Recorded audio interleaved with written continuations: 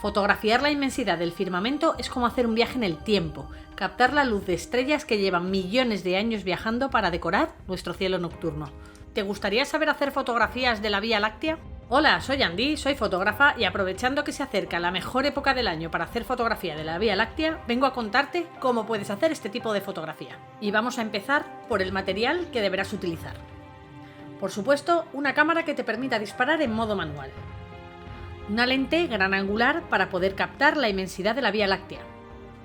También es necesario que esta lente sea luminosa, lo que quiere decir que te permitirá establecer una apertura de diafragma grande.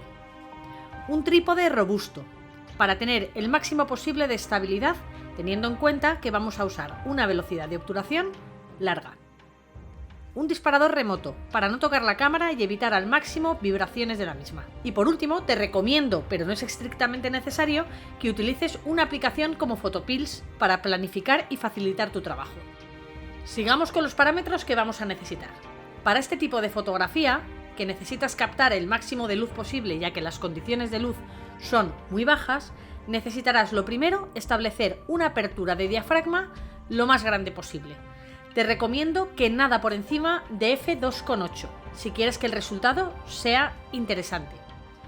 Velocidad de obturación lenta, entre 20 y 30 segundos, aunque dependerá de la distancia focal que estés utilizando. Una sensibilidad ISO en valores elevados, pero ten cuidado con esto, a ver hasta dónde puedes forzar tu cámara sin que el resultado de la fotografía tenga demasiado ruido. El enfoque en modo manual, para que nuestra cámara no se vuelva loca intentando enfocar en mitad de la oscuridad. Distancia focal lo más angular posible, para poder captar la inmensidad de la Vía Láctea. Y por supuesto, dispara tus fotografías en formato RAW, para que cuando vayas a editar la fotografía tengas una buena cantidad de información para recuperar.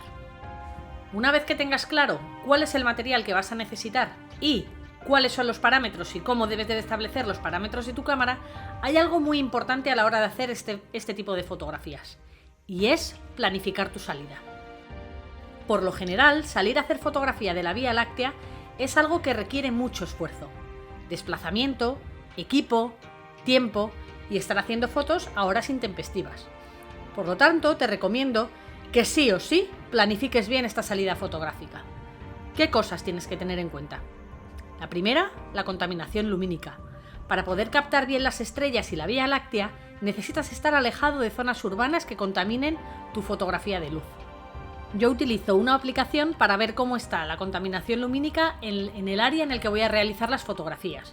Es gratuita y se llama Light Pollution.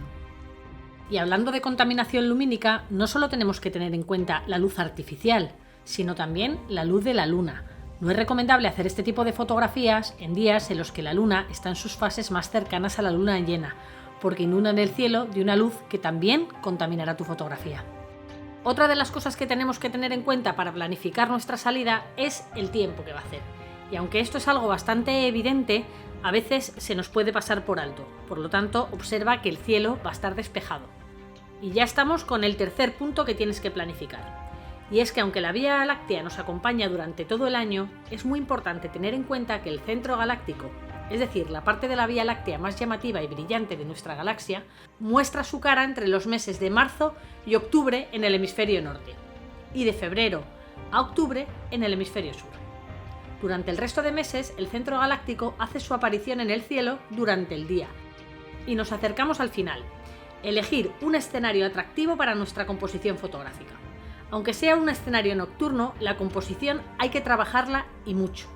Por muy espectacular que sea la fotografía de la Vía Láctea, una buena composición enriquece muchísimo tu fotografía. Como siempre, espero que te haya gustado el vídeo y que te haya servido de ayuda, pero también espero haberte picado el gusanillo para que practiques la astrofotografía. Nos vemos. ¡Chao!